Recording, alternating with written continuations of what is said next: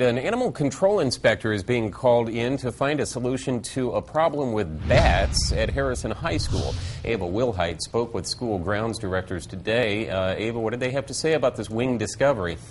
Jeff, the grounds director tells me it's not uncommon to find 1 or 2 bats throughout the year, but it's the number of bats in the most recent discovery that animal control is being called in to find out how to stop it.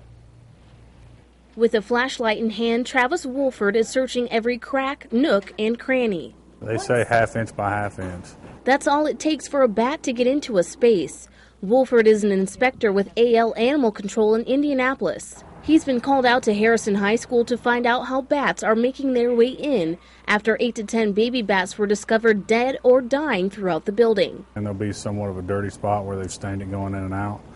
And once you find areas that are big enough, we just seal it off. Wolford is conducting an interior and exterior search that is expected to take a few hours. Gary Jenkins is the director of building and grounds for the Tippecanoe School Corporation. He says they are learning more about the bats discovered after the 4th of July weekend.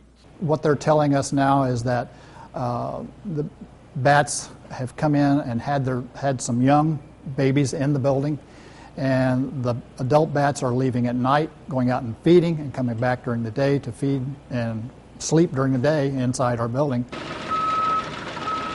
Construction could be another part to this bat problem. Inspectors speculate that bats went in before work began and are now trapped inside, leaving janitors to find dead bats on the hallway floors. Jenkins says they think the bats are dying from exhaustion from trying to find their way out and lack of food. The inspector will also install netting. They're going to put in what's called a one-way door, and it's kind of a mesh type thing. The bat can go out, but it cannot come back in the building.